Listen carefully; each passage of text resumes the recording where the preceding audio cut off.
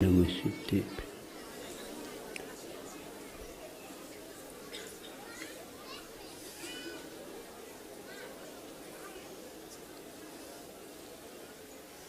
नौ महीने तक माँ अपने गर्भ में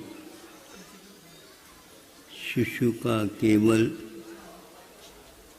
पालन ही नहीं करती, किंतु भविष्य में जीवन काल में जो संस्कार उसके लिए आवश्यक है उन सबको वह अपने आहार, अपने पेय, अपने श्वास, अपनी भावनाओं के माध्यम से उसमें भरती रहती है। इसलिए गर्भ में ही उसके लिए इस प्रकार पर्याप्त सामग्री मिल जाती है तो वह अपने जीवन को गौण तो नहीं करती, किंतु सामने वाले जीवन को भी अपने जीवन से और महत्वपूर्ण समझती है।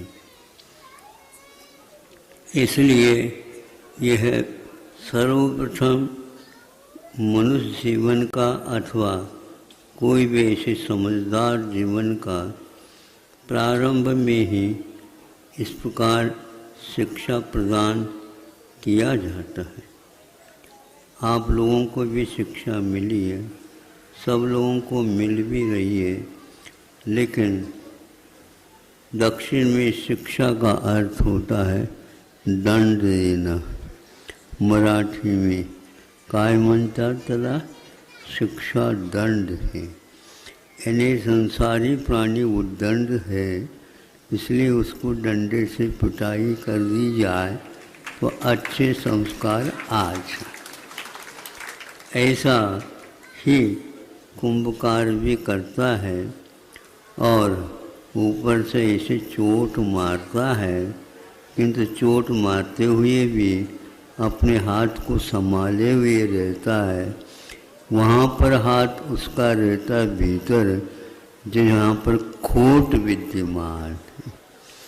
खोट भीतर से ही वह अपने स्पर्श ज्ञान से देख लेता है और ऊपर चोट मारता है।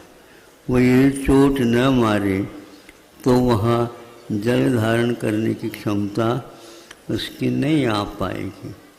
ऐसा ही है प्राथमिक जीवन, सब संस्कारों के माध्यम से खोट निकल जाते हैं और उसके ऊपर भी यदि कोई व्यक्ति सोट देता है, सोट, तो भी वह अपने संगीत स्वरों में कहता है तुम कैसे भी परीक्षा कर लो, हमने तो अग्नि परीक्षा को भी, आग की नदी को भी पार करके आए। हमें अपने असंयम रूपी आग की नदी को पार करना है, इसलिए उस आग से नहीं डरना किंतु राग से डरना। ऐसे संस्कार हम लोगों के ऊपर बड़ों के द्वारा दिए जाते हैं। यह हमारी पात्रता के ऊपर आधारित है। अभी आप लोगों के कदम धीरे धीरे उठ रहे हैं। प्रभु से प्रार्थना करो हमें भागना नहीं है, क्योंकि जो जनता भाग नहीं पाती वो पीछे रह न जाए, इसलिए उसी की चाल में चाल बनाते हुए उनको भी साथ ले जाने का भाव हमेशा बने रहें। यानी साथ साथ होकर के बहुत कुछ काम किया जा सकता है। आज युग इससे ठीक विपरीत है। सारे देश इस ओर से हट कर के काम कर रहे हैं, किंतु भारत तो फिर भी संस्कारित है। उन संस्कारों के कारण वह अपनी प्राचीनता, इतिहास, संस्कृति को भूल नहीं पाया, लेकिन उस संस्कारों के ऊपर धूल अवश्य पड़ती जा रही है। उसको साफ करने का कर्तव्य हम कर लें, इसमें सब कुछ भविष्य सुधार विद्यमान है। और आज रविवार के दिन जो कि अवकाश प्राप्त था, शिक्षक दिवस मनाया जा रहा है। शिक्षकों को भी छुट्टी का भाव कभी भी नहीं आना चाहिए।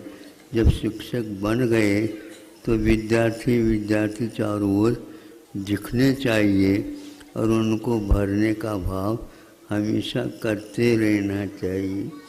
जितना कहूँ उतना कम है।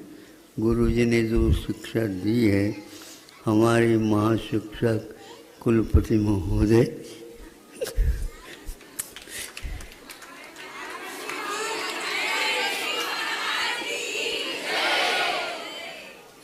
वृद्धावस्था में भी हम जैसे अनगढ़ को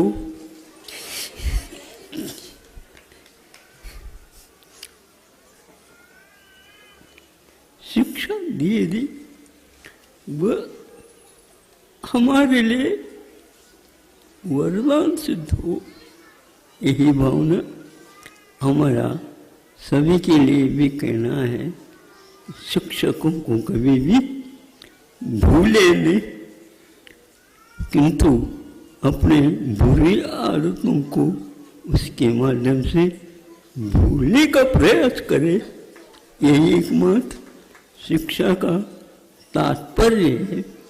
गुरु जी ने यह कार्य हमेशा हमेशा अंतिम श्वास तक किया है। उन्होंने हमसे हमारी कोई सेवा स्वीकार नहीं की, किंतु उन क्षणों में भी हमारे मनोवचन काय की चेष्टाओं की ओर उनका ध्यान रहता था। उसी का परिणाम आज 50 वर्ष के उपरांत भी आज वह हमारे सामने है। ऐसे एहसास अनुभव होता, ऐसे समर्पित जीवन का दर्शन बहुत दुर्लभ है। स्मरण ही मात्र आज उनके रहते हैं और उनके प्रति हमारा जो कुछ भी है, समर्पण क्या कहें, अर्पण क्या कहें, वो तो एक ऐसे दर्पण थे, उनमें हम अपने आप को देखने का अभ्यास आज भी हमारा चल रहा है। उसी दर्पण में हमें अपने आप को देखने का पुरुषार्थ करना चाहिए। यही शिक्षक यानी विद्यार्थी का कर्तव्य है। अहिंसा परमो धर्म।